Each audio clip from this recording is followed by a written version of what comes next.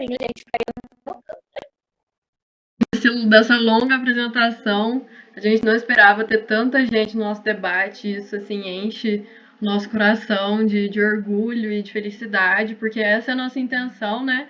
Trazer cada vez mais pessoas para as nossas discussões. Eu falei debate, né? Roda de conversa, gente. Mas, enfim. Eu quis trazer primeiramente um contexto, né, da palavra sexualidade. Até o século XVIII não era possível encontrar um modelo de sexualidade, né, conforme entendemos hoje.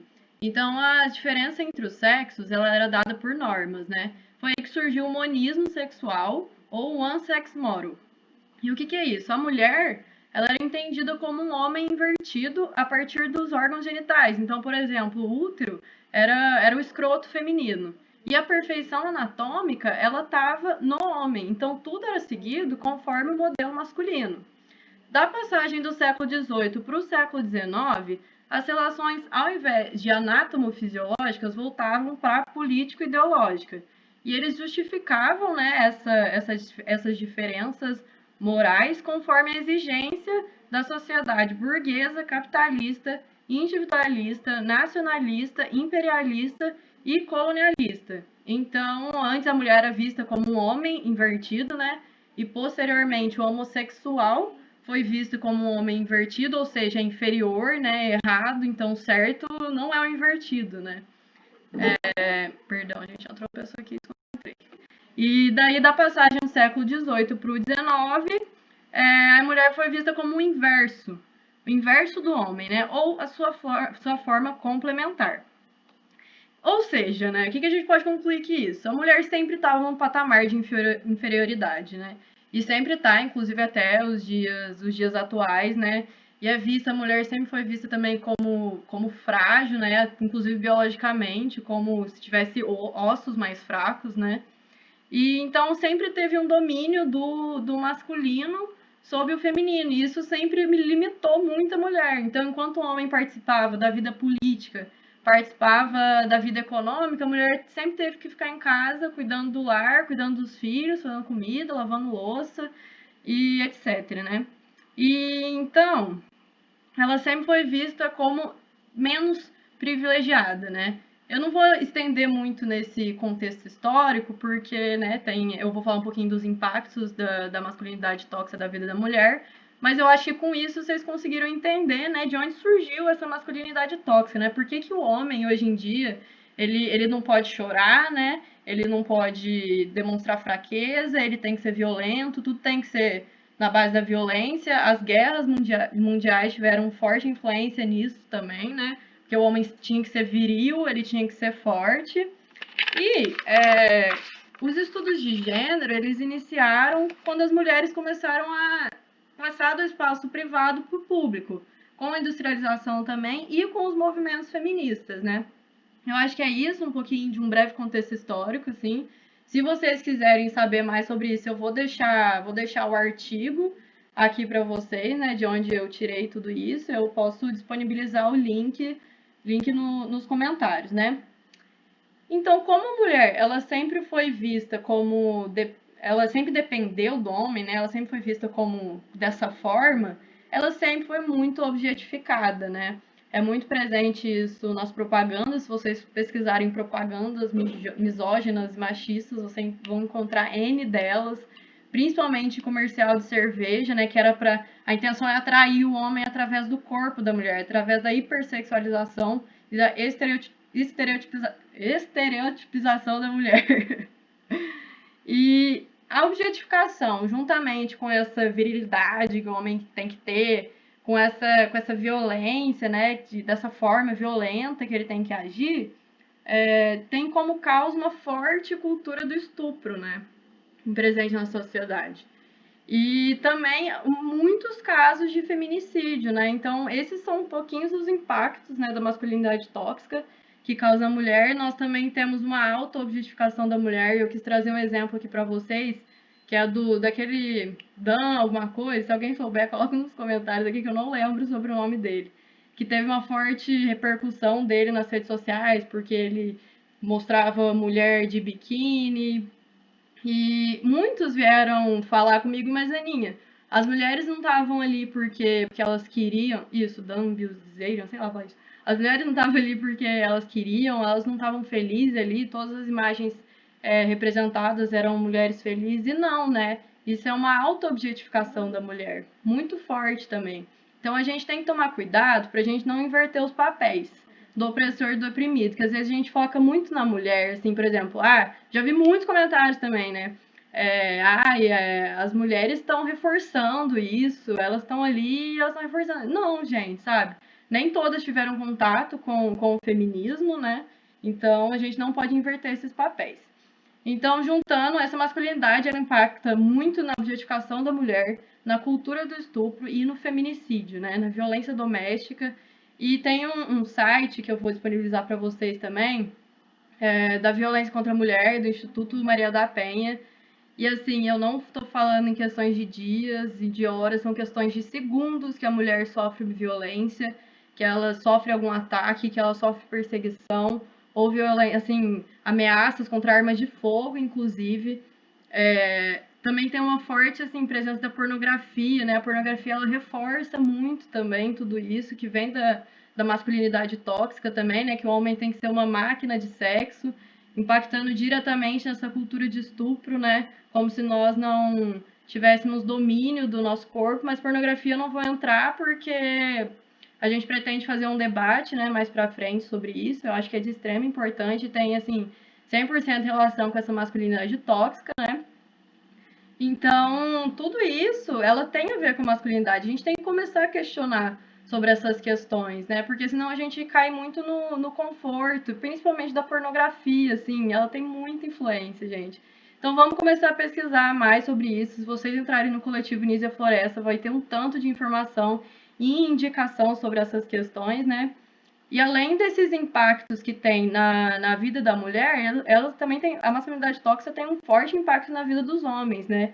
Que é o que os meninos vão trazer um pouquinho aqui para vocês.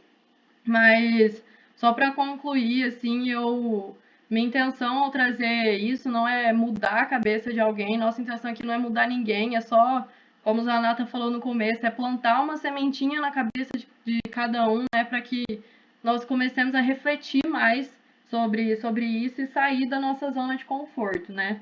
E a mulher, ela, assim, sempre foi vista como inferior e a gente precisa desconstruir. Por isso que a gente decidiu fazer esse tema, né, masculinidade tóxica, porque a gente queria atrair homens para essa roda de conversa, porque a gente não vai conseguir desconstruir sem vocês. A gente não consegue. O machismo está presente na vida de vocês, assim como das mulheres, mas muito mais na vida de vocês, sabe? Então a gente precisa muito que vocês comecem a questionar sobre isso, sabe? Por que existe esse alto índice de feminicídio? Por que as mulheres são objetificadas? Sabe? Começar a perguntar mesmo e ir atrás dessas questões.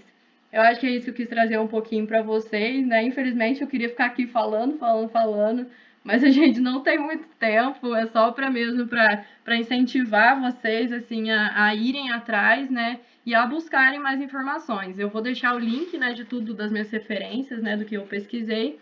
E agora eu vou passar para a fala do Rafael. Oi, gente. Bom, então, o que eu queria situar, como a Aninha falou, eu queria levar mais um pouco para esse lado, como que começa na nossa vida a masculinidade tóxica.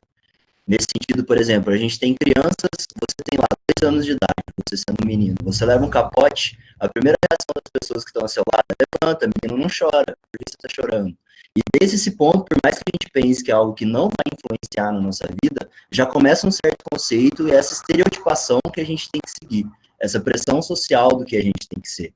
Isso é algo que tem que ser muito bem pensado, porque segundo estudos, igual a Aninha estava falando com relação à pornografia, aos 9 anos, os homens já começam a ter acesso a essa pornografia.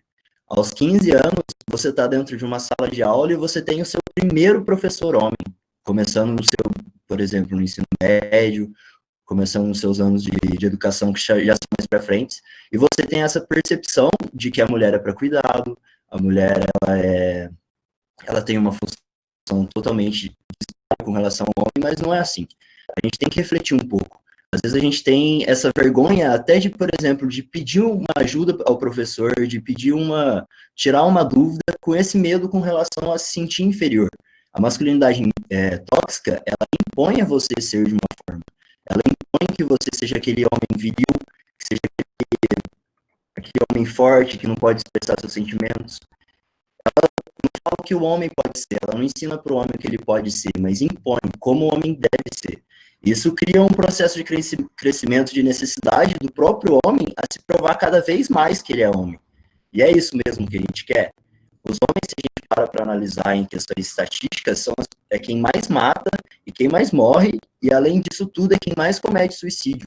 São quase a cada 10 pessoas que cometem suicídio, homens são, 8 são homens. E chega nesse ponto do homem não conseguir ter a proatividade de buscar uma ajuda, não conseguir ter esse próprio sentimento de, tipo, nossa, eu preciso, eu não sei para onde recorrer. Muitas vezes a gente está numa roda de amigos que, mesmo tendo esses amigos por anos e anos, a gente não tem a certa prática de conseguir mostrar a nossa vulnerabilidade para esse amigo e conseguir se autoajudar, conseguir ter essa conexão, essa intimidade. E muitas vezes a gente pode até falar nesse sentido de não conseguir se abrir mesmo, de mostrar quem a gente é. Chega num ponto, por exemplo, que a gente pode estar numa roda de conversa, eu falar sobre uma vulnerabilidade minha, vamos supor, por exemplo, que eu não tenho desempenho sexual que minha parceira espera. Se eu falo isso numa roda de amigos, muitas vezes isso vai ser, a primeira reação vai ser uma chacota. Não vai ser no sentido de começar algo construtivo, não vai ser algo no sentido da gente ter uma conversa para como sanar o problema. Isso vai criando uma série de consequências como se fosse uma bola de neve. A gente começa a guardar tudo pra gente, não consegue se abrir, e vai virando uma bola de neve, uma bomba relógio, e no futuro isso tudo pode se incluir nas pessoas que a gente mais ama. A gente tem que entender que a gente, como pessoas, a gente tem a capacidade e a força de impactar e ser influências. E a gente tem que repensar se a gente causa esse impacto e essa influência de uma forma positiva sobre as pessoas que estão perto. Porque as primeiras pessoas que sofrem esse impacto e essa influência são as pessoas que a gente mais ama.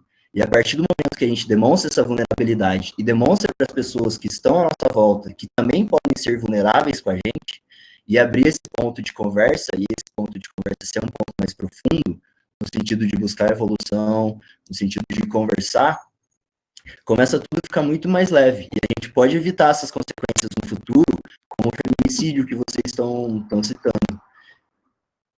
Com relação, por exemplo, apenas 3 em cada 10 homens possuem o hábito de conversar sobre medo e dúvida com amigos, apenas 3 em cada 10. E de homens até 17 anos, 1 em cada 4 homens tem a sensação de estar solitário o tempo todo. 1 em cada 4 homens, de não conseguir ter conexão, ou o ponto de você não se permitir sentir, de não dialogar sobre o que você sente, de não estar disponível a ter uma relação, nesse ponto, com relação a ser saudável, faz você começar a guardar tudo aquilo para você e vai virando uma bola de neve e chega no momento que você simplesmente não sabe o que fazer e acaba explodindo. Então, eu queria muito valorizar esse ponto com relação de cada homem que está aqui, principalmente nessa live. Agradeço demais pela quantidade de homens que estão presentes debatendo sobre. Ser esse ponto de mudança. Se a gente quer realmente que o mundo seja diferente, a gente tem que começar pela gente mesmo. E parar por esse ponto e ver se eu estou cumprindo certo esse papel de ser um homem para toda a sociedade que está em volta e com relação a todo o crescimento e o que a gente pode fazer um pelo outro. E acho que é isso. É a primeira fala.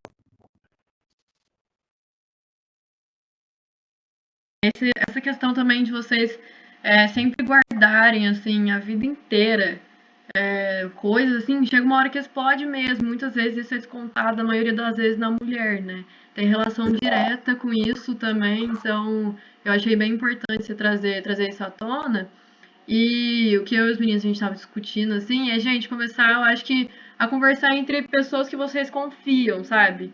Começar a conversar com amigos, porque, tipo assim, é muito difícil ter uma conversa em casa sobre isso, porque é real, muito estabelecido esse conceito de que homem não chora e homem não pode conversar, e então eu acho que se vocês começarem a conversar entre si com pessoas que vocês confiam, eu acho que a gente vai ter um grande avanço para desconstruir esse machismo, sabe?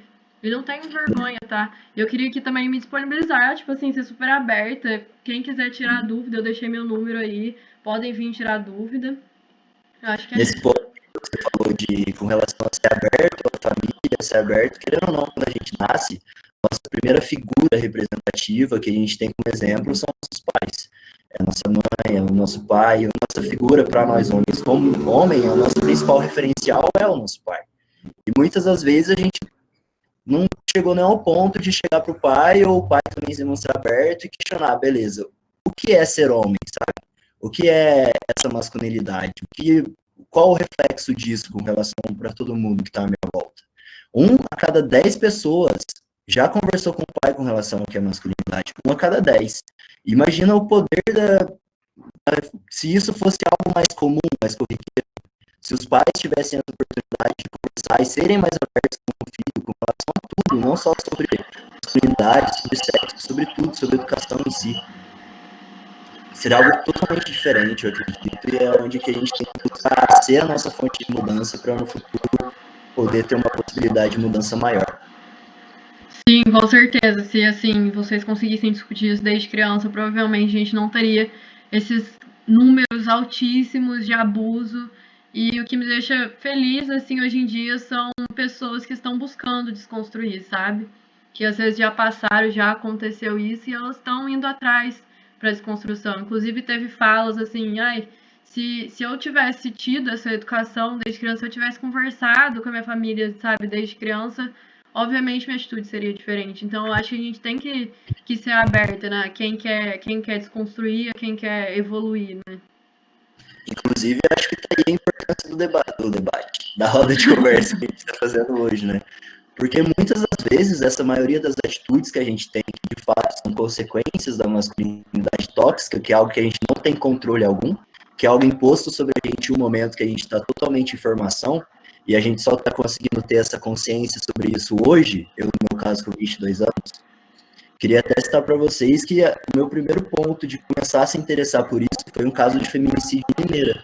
Foi numa assembleia que eu fui, da Frente Feminista lá de Limeira, que teve esse caso de feminicídio, e todas as meninas pegavam o microfone e davam seu relato sobre o que era aquilo. E durante todo esse dia eu estava com um sentimento de insegurança indescritível. Não tinha medo de pisar na rua, de abrir o portão e sair para a rua. E chegou no momento dessa palestra que a menina que estava com o microfone olhou para todos os homens que estavam na assembleia e falou: gente, tá vendo essa insegurança que vocês estão sentindo exatamente nesse momento? É a insegurança que eu tenho no mesmo ponto quando eu vou pensar na roupa que eu vou usar de manhã para eu sair para o meu trabalho. É a insegurança que eu sinto a todo momento, todos os dias. Hoje, por vocês estarem sentindo essa insegurança, tomem para vocês e pensem em maneiras melhores e maneiras educativas no sentido de você se autoanalisar e falar, tá certo o que eu tô fazendo? Por mínimo que pareça para mim, essa fala num grupo de amigos, isso faz o quê? Qual é o impacto disso para cima de mim? Entende? Foi num ponto que me fez muito se auto-refletir, buscar esse autoconhecimento, e esse autoconhecimento com relação à masculinidade tóxica me ajudou em diversos pontos, inclusive a entender, como vocês mulheres, por me permitir sentir, ser um pouco mais sensível, entender a luta com questão ao feminismo, que é uma luta totalmente nossa para tudo que a gente tem que dia a dia tá ali. Mas esse ponto de masculinidade tóxica, muitas vezes a gente vê que é por pura falta de informação. Questão de você simplesmente ter essa análise e ter essa informação nova para refletir sobre os seus próprios atos, nesse papo de autoconhecimento. E eu percebo também que muitas vezes, assim, quando um homem só começa a discutir sobre isso quando eles tomam um choque, sabe? E isso é muito triste também, porque isso não tem que acontecer. Vocês não têm que começar a discutir sobre masculinidade tóxica a ponto de você ver uma pessoa perto, assim, uma mulher, né, próxima, que aconteceu, que sofreu um caso de abuso. Uma amiga que foi morta pelo namorado. Não tem que chegar a esse ponto, né? Por isso que a gente propôs essa roda de conversa, pra gente discutir sobre isso antes de acontecer essas coisas, né? Eu abri aqui, gente, o relógio da violência, para vocês terem ideia, a cada 2 segundos uma mulher é vítima de violência física ou verbal. Esse é só o primeiro relógio. Tem a cada 6 segundos uma mulher vítima é ameaçada de violência. A cada 7 segundos uma mulher é vítima de perseguição. A gente está falando em questão de segundos, gente. Não é minuto, não são horas, não são dias, é questão de segundos. Então, por favor, assim, a gente pede, né, de coração que vocês comecem de verdade a discutir mais sobre isso.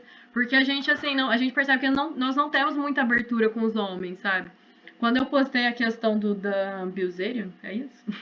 Quando eu postei essa questão do Dan no meu Instagram, eu percebi que os homens não estão dispostos a ouvir a gente, né? Porque o feminismo tem esse lado assim, visto como de forma errada, sabe? Então, por isso que é importante vocês, homens, começar a levantar essas questões no ciclo de amizade de vocês, sabe?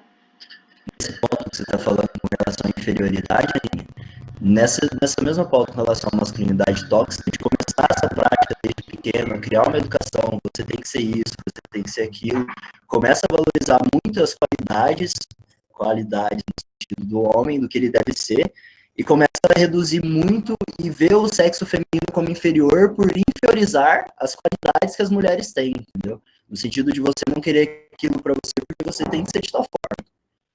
Isso causa um impacto muito grande com relação a essa inferiorização, de você ver as mulheres como inferiores, entende? Nesse ponto de só exaltar as qualidades que a sociedade impõe como tem que ser as qualidades de um homem para ser homem.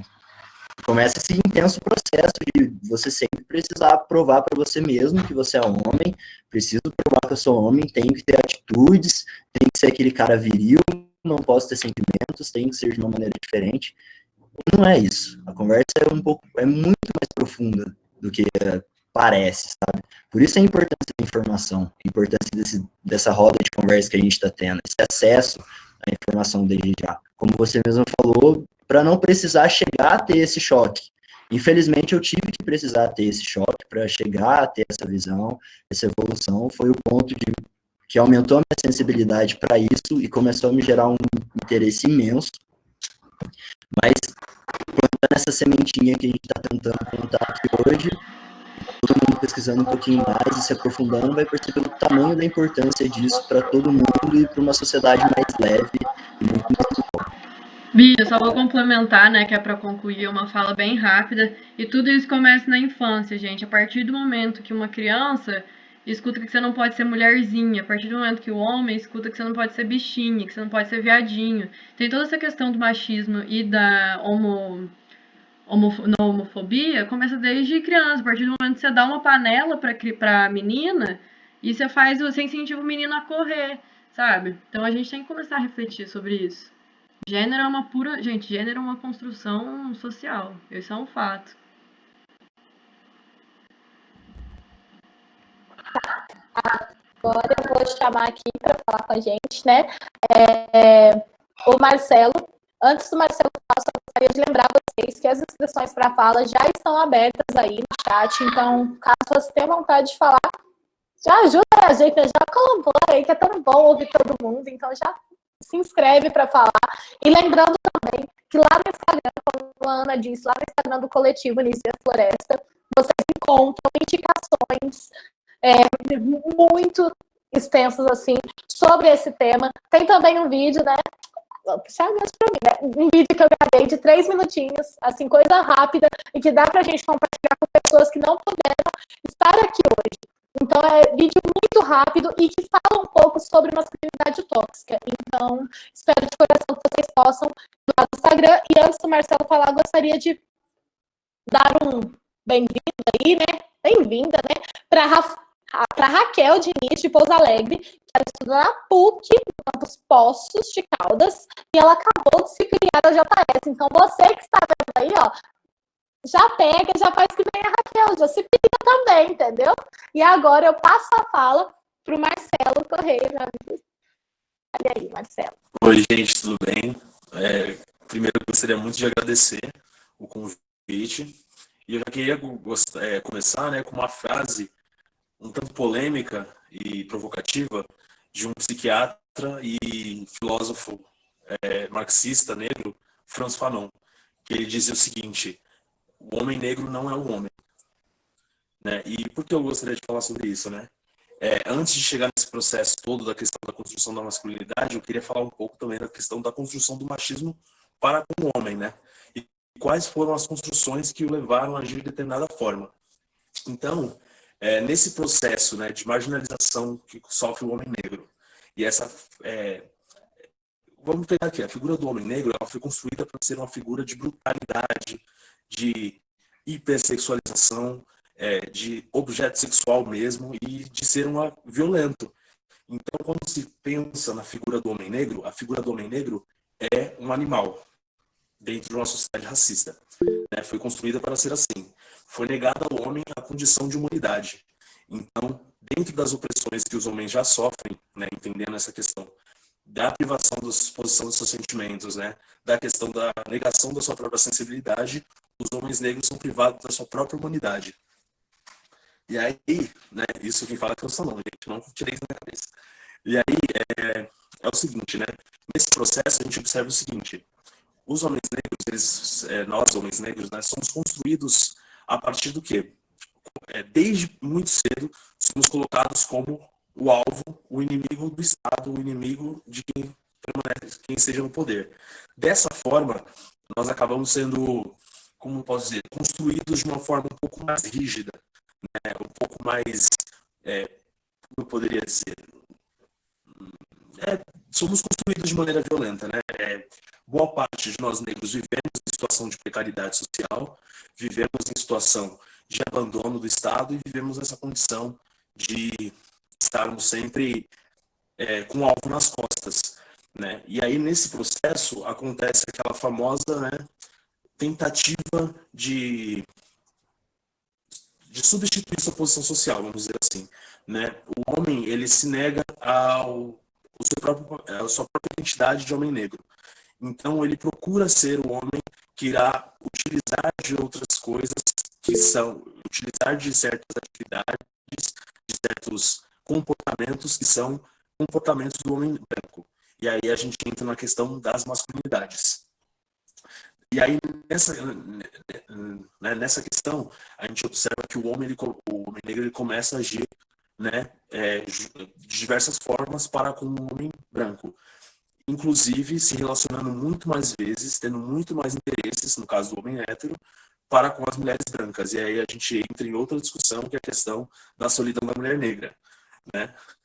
E aí, né, essa questão das tentativas de suprir essas necessidades de ascensão social, né? Tem uma questão também que os padrões estéticos de beleza, os padrões impostos pela sociedade, né?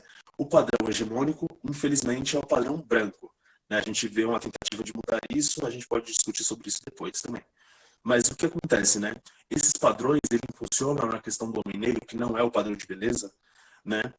O sentimento de necessidade de se impor enquanto masculino, né? Enquanto uma necessidade de expor as suas questões sociais. Então, nesse momento, ele começa a garantir a ele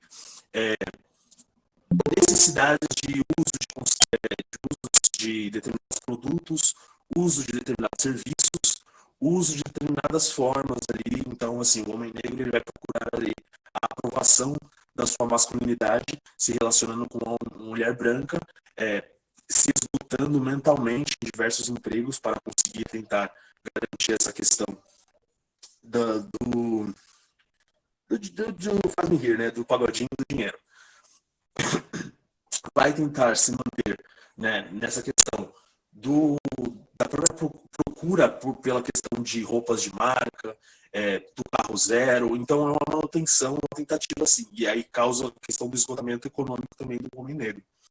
E além de todas isso, ele se mantém acreditando ser um homem branco e não sendo um homem negro, se negando a sua própria identidade, e ele acaba por agir, né, como um homem branco, né? Mas, né, quando a gente fala da questão da estrutura das opressões, quem está abaixo do homem negro é a mulher negra. Então, para reafirmar a sua masculinidade, ele virá, né, por oprimir as mulheres negras também, né, por garantir assim o seu papel dentro dessa estrutura capitalista e de opressões. E peraí, gente, que eu me perco nos comentários. E eu não sei mais, gente, o que eu poderia falar, né? Mas porque já foi muito entrelaçado entre a questão do que a Ana Luísa falou e o Rafael falou.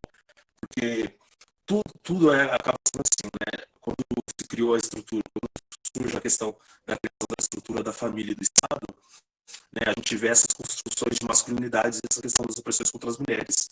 E logo depois disso, para com os homens negros, a questão da desumanização e animalização dessas figuras. Então a gente vê que para com os homens negros, além de serem negadas questões de ação negadas aos homens brancos, eles têm que reivindicar a sua própria humanidade. E mesmo assim mantendo os mesmos padrões de opressões que eles fazem, que todos os homens fazem para com as mulheres também, mesmo não sendo ele os mesmos a gozar desses privilégios. E era isso, gente. Acho que se alguém tiver alguma pergunta, eu posso responder.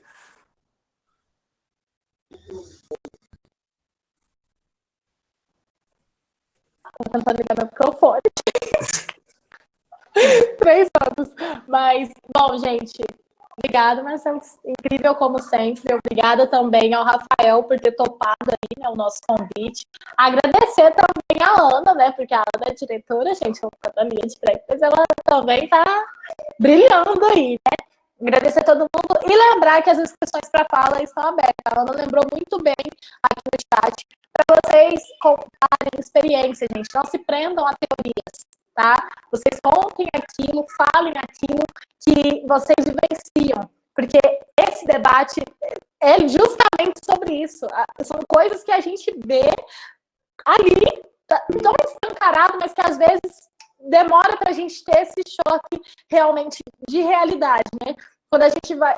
Eu quis até hoje colocar no texto que foi encaminhado aí para vocês, para poder entrar no link da sala de hoje, a gente ainda colocou no texto a questão de muito do que o Rafael falou, do que o Marcelo falou e do que a Ana falou aqui. Quando a gente fala que um homem não pode chorar, que um homem não pode broxar, porque também sobre esse assunto a gente tem assim, uma discussão muito ampla, que as pessoas têm que entender que o homem pode sim, isso é uma coisa normal, sabe, comum. E tudo isso, acho que todos nós aqui conseguimos compreender como a fala dos 3 convidados se transversalizam, né, se encontram. Né? Como a gente consegue discutir dentro dessas questões, dentro da masculinidade tóxica, a gente consegue sim, a gente debate sobre raça, sobre classe, sobre gênero, que são discussões que sim, para a gente poder pensar nossa sociedade, a gente tem que passar por elas. Então, quando a gente fala de masculinidade tóxica, não é só um assunto exclusivo para homens debaterem, não é um assunto exclusivo para mulheres debaterem, não. É um assunto que tem que perpetuar, né, tem que assim rodear a nossa sociedade como um todo. Então, a nossa primeira inscrita aqui é a Luana Renério. Gostaria de convidar a Luana aí para falar com a gente. Lu, 3 minutos de fala, faltando 1 minuto eu aviso aqui. Tá, bem rápido aqui, que eu ia até escrever aqui, retirar. Eu vou sair agora para a campanha de solidariedade, né? A gente está participando da campanha do Esperança, do PCdoB, e eu vou entregar uma cesta agora. Então, só para ser bem rápida aqui mesmo, queria parabenizar a Ana, o Rafael, vigarista, né? E o Marcelo, que trouxeram esse importante debate aqui, né? Essa é a linha que a gente vem construindo, né, um feminismo emancipacionista, né, que é o JS se propõe construir. E nele é um debate dos diversos feminismos, né, porque muitas pessoas ligam o feminismo diretamente a mulher querer ser maior que o homem, né, quando, na verdade, a gente luta por direitos iguais, luta pela desconstrução do patriarcado e do machismo que é estrutural na sociedade, gente. E quando a gente fala estrutural, é isso, né? Dizer que o homem é o ser viril e a mulher é o sexo frágil, né? Que o homem tem que trabalhar enquanto a mulher tem que ter cuidados, cuidar dos filhos, cuidar do marido, né? Então, a gente se propõe a desconstruir isso. Isso perpassa por desconstruir, na nossa opinião, os homens e as mulheres, né?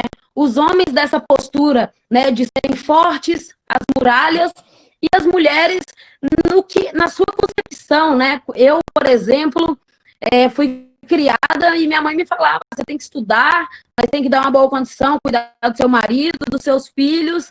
Pasme ela, né? Que eu hoje sou lésbica, comunista e estou longe de ter esse pensamento de uma sociedade, né? E o patriarcado é isso, ele mata todos os dias, né? Vem matando e perseguindo as mulheres durante toda a nossa história, né? Falando aqui do Brasil, mas também no mundo. E o machismo mata também os homens, né? Em um período, principalmente agora, que a gente passa por uma crise da saúde mental, né? Os homens têm sofrido também essas questões da saúde mental, né? De serem ainda, se manterem ainda a posição de firmeza na sociedade, né? Então, é muito comum, por exemplo, quando um jovem faz 18 anos, o pai querer levar ele no puteiro, porque logo de cara ele tem que ser um comedor, né? Não broxar. Inclusive, o próprio broxar, né? Tem uma sobrecarga na mulher, né? Porque é jogada a culpa na mulher e muitas vezes a mulher se sente mal porque talvez ela não foi suficiente, né? E por isso o homem broxou.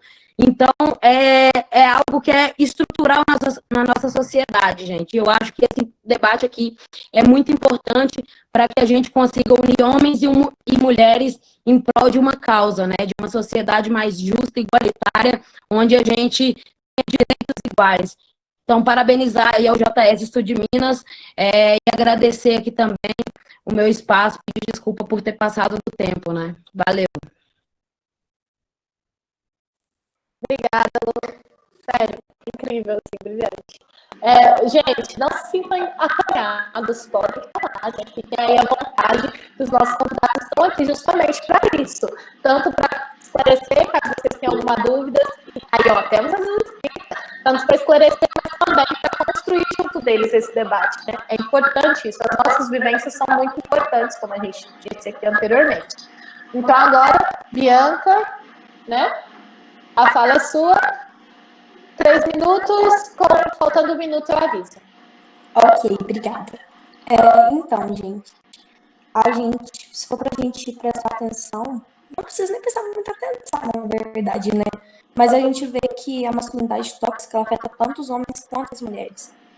Porque a gente já cresce sendo levado a acreditar que a figura masculina tem que ser a dominadora, tem que ser forte, o homem tem que ser o alfa, tem que ser o ápice de tudo. Isso prova que esse conceito ele é algo que difunde amplamente as duas figuras. E é uma coisa que foi passada de geração, desde a época do...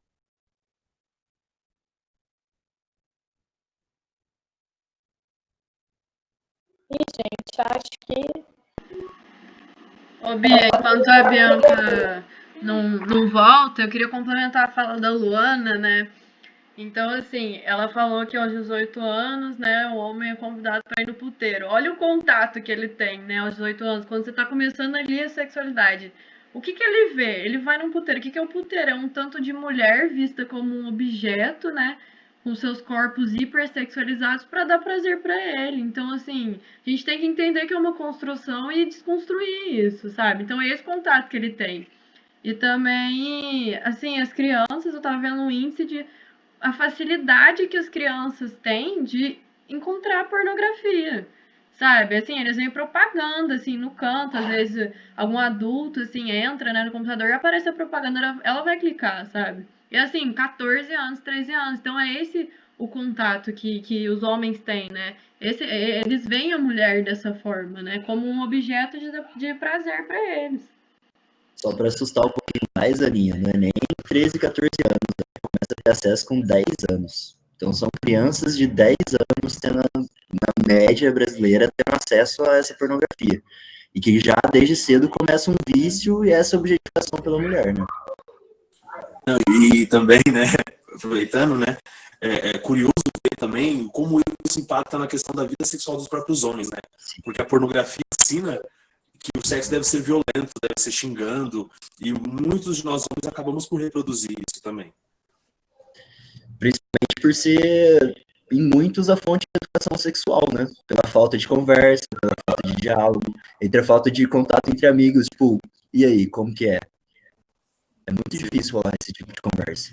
E acaba tendo como referência a pornografia, que foi o primeiro acesso e o primeiro contato com relação ao fato do sexo, né? Sim. Bianca, se você quiser concluir sua fala, acho que agora ela conseguiu resolver o probleminha aí. Gente, deu uma leve caída, perdão. Então, que eu estava falando, uma coisa que vem desde a nossa ancestralidade, essa questão do homem tem que ser o forte e tal. E esses dias para trás eu estava vendo uns dados que são muito interessantes, que um a cada, eu não sei se é 4 ou 5 homens, morre antes dos 50 anos, porque quando o homem ele reclama que ele está doente, que ele está sentindo algum problema emocional, físico, ele é levado como se fosse uma masculinidade frágil. E aí acaba que muitos homens não procuram ajuda, acabam alguns cometendo suicídio, outros não procuram ajuda médica. Então, acho que isso está muito ligado também à masculinidade tóxica, sabe? Eu acho que é isso. Da construção do homem, assim, por que o maior número de mortes, sabe, são ligados aos homens, sabe? Assim, trânsito, cara, trânsito, eu acho assim um absurdo. Ah, vamos beber, vamos sair, sabe? Tudo isso tá ligado à masculinidade tóxica. Ah, vou numa festa, preciso beber. Também essa questão da bebida tá diretamente influenciada também por ele sempre guardar todas essas coisas, né, com ele chega a um ponto que ele acaba descontando na bebida, por isso que o vício tá muito presente também na vida dos homens, né? E com esse vício de bebida e esse exagero, acaba acontecendo brigas, porque tudo eles têm que resolver na base da violência, eles não podem dialogar, né? Senão eles são fracos. E fragilidade é diretamente ligada à mulher e à homossexualidade, né? Também tá aí, eu acho que a gente frisou muito pouco na questão homossexual, que é muito importante também, né? O Brasil é um país extremamente homofóbico e, assim, tá aí a violência contra homossexuais, sabe? Eu não sei o índice, então se alguém puder mandar aqui. Então, acho que é importante, assim, fazer essa ligação também. Para concluir um pouquinho, que a Bia estava falando até com relação, a gente está falando muito da saúde mental, mas pensando na saúde física também. O próprio câncer de próstata. De 9 a cada 10, se são descobertos numa fase inicial, o tratamento é muito eficaz. Só que por ano no Brasil a gente descobre 68 mil casos e os homens cada vez mais evitando esse tipo de teste por achar com relação à masculinidade. Achar que é algo que vai afetar a masculinidade deles, fazer um exame de toque, por exemplo. E se não fizer isso, progressivamente pode descobrir um câncer e as consequências são tremendas, né, para a própria pessoa. Por puramente masculinidade tóxica, por não se permitir fazer um exame de toque. Achar aquilo, não sei, abusivo em certo ponto. Ligar um pouco com relação à mulher e achar que não é. Exato, esse ponto. Se eu não me engano, é a segunda causa que mais mata no Brasil. Sim. Bom, gente, vou passar aqui para o nosso próximo inscrito, né? Que é o Hugo Nogueira. Hugo, 3 minutos para fala, com 1 minuto eu aviso aqui para você concluir, tá? Minha fala é bem rápida. Tá ouvindo? Sim, perfeitamente. Sim, em primeiro lugar que tanto o homem quanto a mulher, na maioria das vezes tem acesso, entre aspas, vai ter contato com o machismo, é o berço, né? Onde a mãe, sim, sem saber, às vezes, que ela está sendo machista, nem estou julgando as mães, já vai criar. A menina nasce, por exemplo, fura a orelha, agora o menino que fura a orelha, ele é taxado de viadinho, que a sua mãe não vai deixar porque isso é coisa de mulher. Muitas vezes isso já cria tanto o homem quanto a mulher com essa diferença de que a mulher tem que ser assim e o homem tem que ser de outro jeito. E é isso. Eu queria falar também de que, vamos supor, falaram aí que, vamos supor, de estar se sentindo mal, conversar com um amigo, conversar com a família, abrir, mas muitas vezes o homem, por ter, enfim, a sociedade impor que tem que ser mais forte, tá? Não tem que ele está se sentindo mal, nem a questão de se abrir, falar, não, isso não é nada, sim, isso é coisa de mulherzinha, não precisa disso. A parte também de conseguir se enxergar, entende? De não não é só a questão de se abrir, de isso não é algo necessário, você ficar guardando algo que a sociedade impõe, nem mesmo que a pessoa queira, não sei, tipo, a pessoa, ela não é uma pessoa que foi criada e tem uma mente, assim, de machista, mas a sociedade impõe e ela acaba sendo criada de uma maneira que ela tem que aceitar aquilo como se fosse certo, que ela tem que ser desse modo que foi imposto a ela. É isso. Só para complementar, assim, uma frase que eu até falei para os meninos, né, antes da gente debater, assim, sofrem, né, assim, vocês estão sofrendo pressão por serem chamados de mulherzinha e nós estamos sendo a comparação, sabe? Então, assim, vamos começar a refletir mais sobre isso.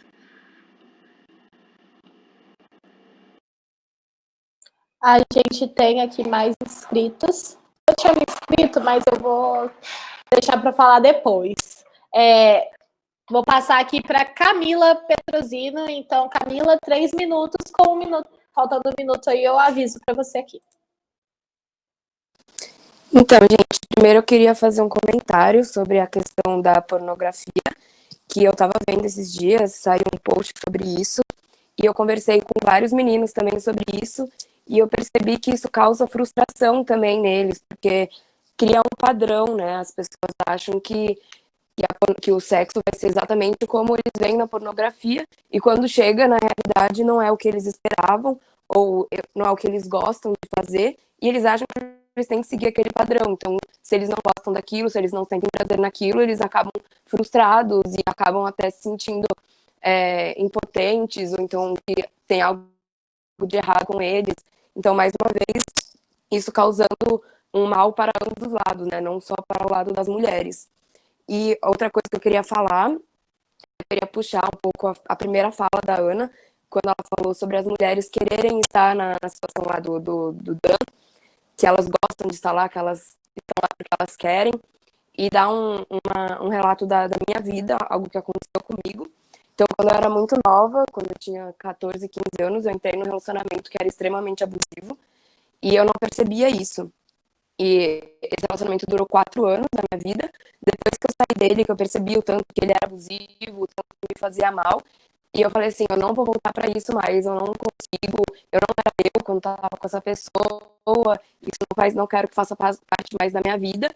E os anos se passaram, e recentemente eu entrei em um outro relacionamento que era extremamente abusivo, e eu estava nesse relacionamento, e eu achava que eu me sentia bem, né, nesse relacionamento, e de novo, só depois que eu saí dele, que eu percebi o tanto que era abusivo, o tanto que me fazia mal. Então, muitas vezes a gente nem percebe o que a gente está passando, o que a gente está sofrendo. A gente só vai perceber isso depois que a gente consegue sair.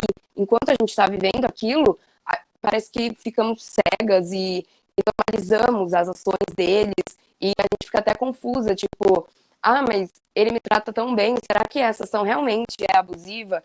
Porque se torna normal na nossa sociedade, se torna algo que a gente vê sempre, que muitas amigas passam, então a gente não consegue perceber realmente que é um abuso, que é uma coisa tóxica, que é uma coisa que nos faz mal.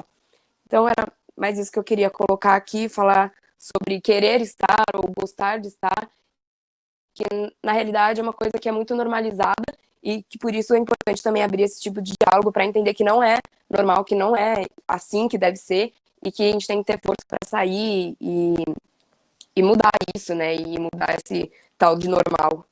E era isso. Muito bom, Camila, sério. E que bom que você conseguiu se livrar desses relacionamentos, né? Infelizmente, eles ainda existem. Vamos passar aqui para a nossa próxima inscrita, né, que é a Vitória Castro. Vi a mesma coisa. 3 minutos para fala, faltando 1 minuto, eu aviso aqui. Oi, gente, boa noite. Em relação à pornografia também, eu queria dizer que a pornografia é muito incentivada, então o consumo, principalmente dos homens, desde, sei lá, 9, 10 anos de idade, sendo que o conhecimento sexual em si, ele é muito vetado. Então, por exemplo, eu vi que tem até sexólogos que são vários influencers no Instagram, que eles recebem vários rages porque os adultos ficam criticando que as crianças vão estar vendo seu conteúdo. Então, a pornografia, que é algo completamente conturbado de estar se expondo, é permitido, e o conhecimento, de fato, ele é discriminado, sabe, digamos assim. E esse pouco conhecimento ele vai muito além do psicológico, porque ele vem para o físico também, tipo, digamos assim, nós mulheres recebemos vários julgamentos, principalmente do nosso órgão feminino, que nos torna inseguras para mostrar nosso corpo na hora do sexo, etc.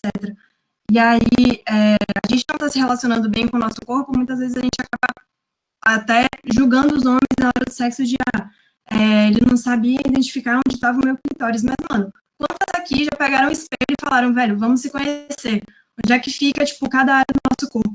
Então, mano, a masculinidade tóxica, nesse momento, ele tira até o conhecimento que a gente tem sobre si, pela vergonha de estar se relacionando com o nosso corpo. E eu achei legal trazer, enfim, isso aqui. Obrigada. Há 3 anos aqui pegando o microfone. Muito, muito obrigada pela contribuição e super necessário, né? Fica aí o conselho para as mulheres que não se conhecem ainda, gente. Para os homens também é importante, né? Esse processo do autoconhecimento, que é outra discussão que a gente tem que trazer aqui para o coletivo também. É uma discussão de extrema importância, né? Ainda existe um tabu muito grande sobre esse assunto e eu acho que já passou a hora da gente começar a quebrar, né? E agora nós vamos para a próxima inscrita aí, que é a Luísa Bueno. Pode falar, Lu, com 3 minutos. 3 minutos para falar, faltando 1 minuto, eu aviso aqui. Oi, gente, boa noite. Pegando o gancho do que a Vitória falou, eu acho que essa questão da masculinidade tóxica, ela afeta muito o modo como a gente se vê. Porque a gente está sempre condicionada a se valorizar com base na comparação com outras mulheres. E não a valorizar a nossa individualidade, nossas características, tipo assim, de inteligente, engraçado e tal. A gente sempre está habituado e é ensinado a se valorizar com base naquele padrão estético, branco, magro. E isso atrapalha muito, muito a nossa relação com outros caras. Tipo, ciúme em excesso, se sentir sempre substituível. Eu tava conversando com uma amiga, tipo, nesse segundo sobre isso. E é muito foda como a gente se fode mesmo constantemente por causa disso. E, assim, se encontrar e conseguir conversar com outras mulheres sobre é muito complicado, porque a gente está sempre condicionada a se ver nessa ótica, tipo, contaminada mesmo com essa visão. E, tipo, é ruim para os dois lados, né? Porque os caras perdem a oportunidade de conhecer meninas tão interessantes e inteligentes e valorizar realmente essas outras características, né? Que eu acho que é até um pouco subconsciente, né? Isso não, tipo, não é tão, enfim, é subconsciente mesmo, a gente se interessar por outra pessoa, enfim. Era basicamente isso que eu queria dizer. Sensacional, Lu. Muito, muito obrigada pela contribuição. Ficou confuso o que eu falei. Não, ficou super, assim, ó, sensacional. Ficou incrível mesmo. O Hugo disse aqui pra gente que gostaria de complementar a fala dele, então fica aí aberto. E a próxima pessoa a falar após o Hugo vai ser a Cecília, tá bom?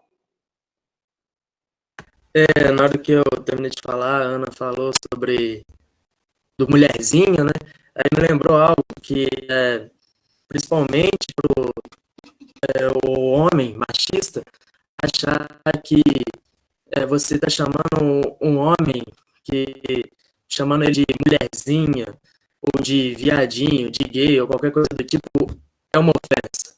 E isso é algo que já está na masculinidade tóxica e que isso afeta, igual foi muito falado agora nessa roda de conversa da masculinidade tóxica afetar as mulheres, mas esse negócio do homem ser taxado de gay por ter comportamentos que não condizem com a masculinidade padrão, entre aspas, isso cria uma homofobia, talvez, inconsciente, criando que é errado, porque você faz isso, você é gay, diminuindo aquilo como se você ser homossexual fosse errado. Era só isso mesmo. Obrigada, Hugo. Importantíssimo esse debate também, né, sobre essa questão, né, do relacionamento homoafetivo. Acho que a gente tem que trazer também. E, gente, acho que tudo que foi conversado aqui, tudo que está sendo conversado aqui, é só uma pontinha, sabe? A pontinha do iceberg, é uma coisa assim, mínima. Então, fica aí a indicação para vocês irem procurar, irem pesquisar, irem ler, porque a gente tem, infelizmente, ainda não tanto quanto a gente precisa, né?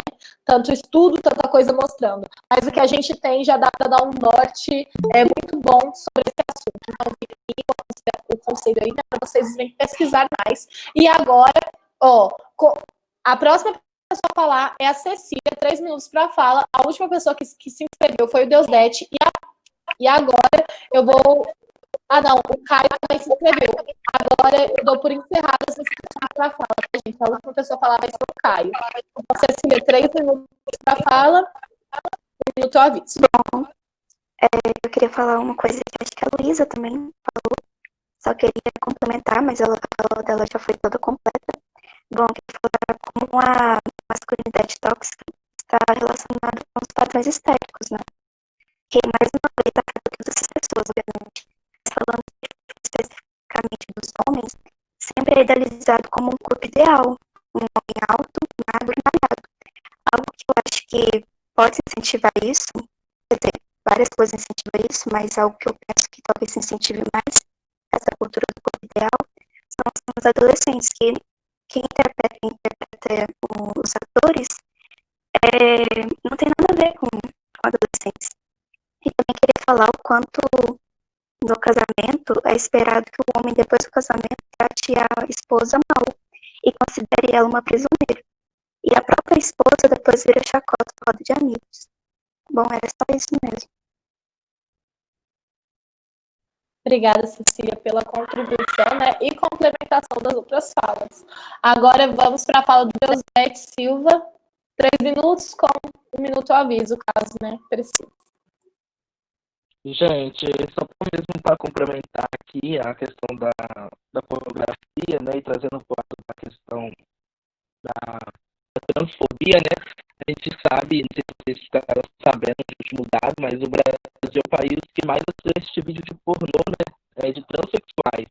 E ao mesmo tempo o Brasil também é o país que mais mata transexuais no mundo, né, a gente só sabe que ele só fica atrás de outros países, né, que tem como a relação homossexual como lei, né, onde eles matam, né, que é os países lá ocidentais, etc, né, mas isso mostra também a questão da masculinidade tóxica, né, a gente vê a questão da transfobia no nosso país, o tanto que as pessoas veem nas pessoas trans, né, que são ali somente um instrumento sexual, né, a gente vê que as questões sexuais também não conseguem chegar no mercado de trabalho, né? Mas eu queria mesmo era somente trazer esse dado, que eu acho que é interessante também para complementar aqui no debate, né? Sobre esse tema que a gente está falando aqui. É isso, gente. Ótimo.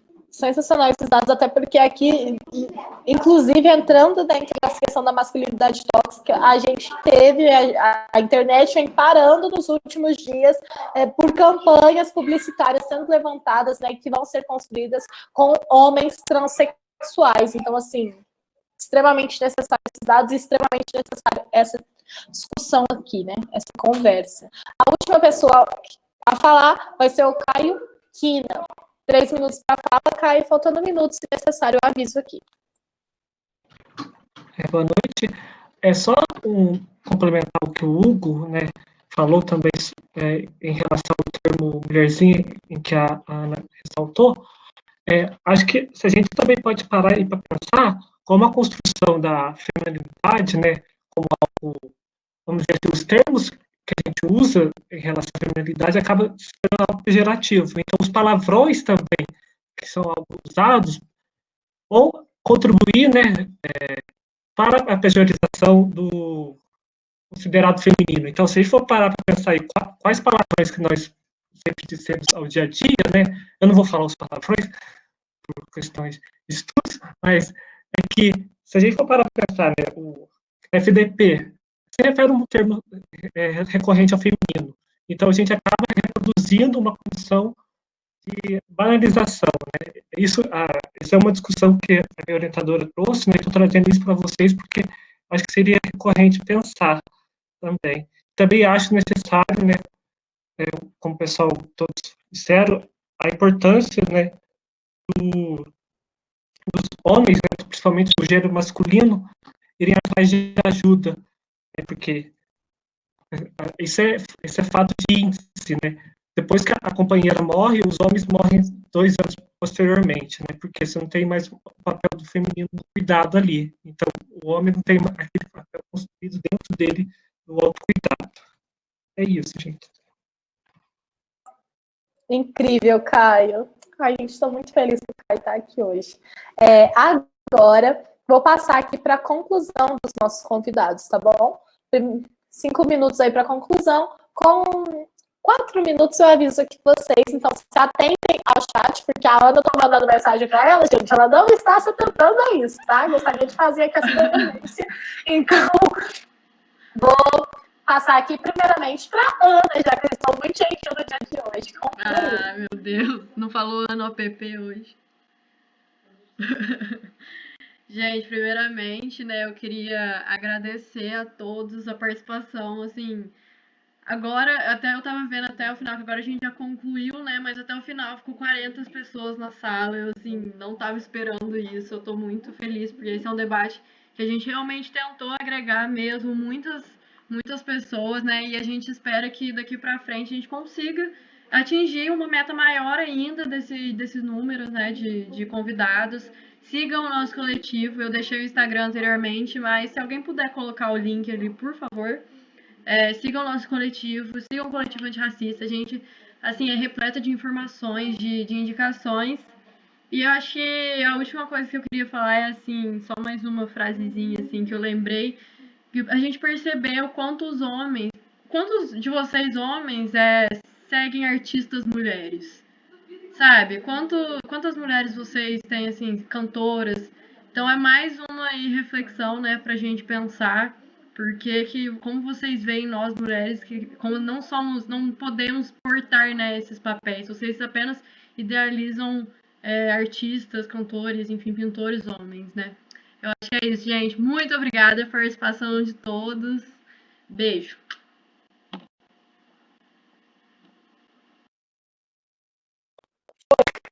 Demorando para ligar aqui, eu já tô ficando com raiva. Gente, ó, estão disponibilizando aí o link dos coletivos, então, a Bianca e Beatriz Sampaio aí, ó, estão super disponíveis aí, se puderem deixar também o link do coletivo antirracista, eu agradeço.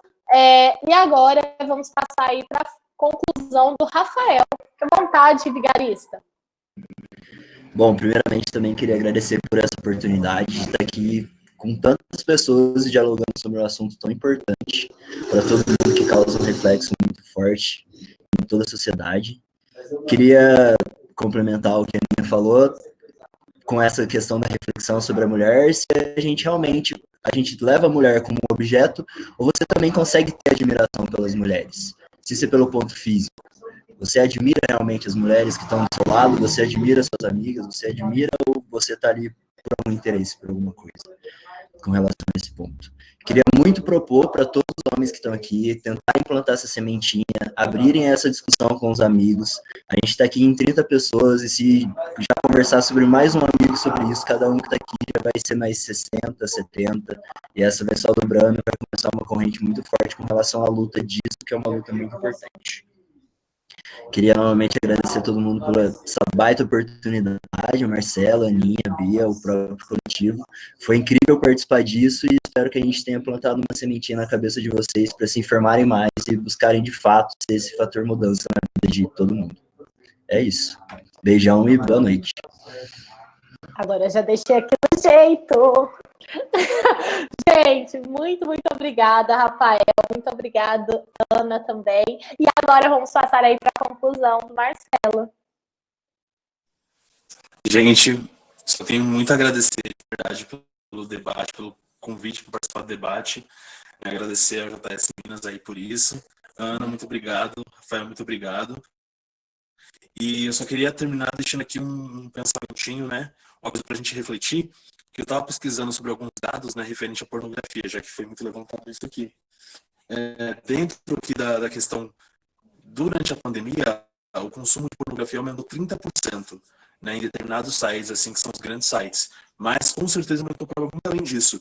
Então, para a gente continuar sempre fazendo essa questão desse debate, eu acho que é um papel nosso, dos homens, né, cada vez mais questionarmos essa nossa masculinidade e também quebrarmos com essas ideias de que determinado gênero musical é feminino ou é de viado, quebrar com essa construção que vem desde criança de boneca para as meninas, carrinho para os meninos, porque isso constrói o cidadão também, isso constrói o ser.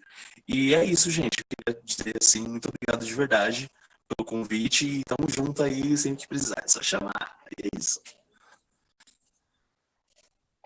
Obrigada, Marcelo. Muito, muito obrigada mesmo. A Bianca vai dar um recadinho aí para vocês. Bianca, você está aí? Tá aqui. Então, gente, queria primeiramente agradecer a presença de todos e dar uma reforçada de leve para quem ainda não se filiou no JS, quem ainda não está nos nossos coletivos, temos os coletivos LGBT, antirracista, feminista, então a gente tem diversas variedades aí para vocês.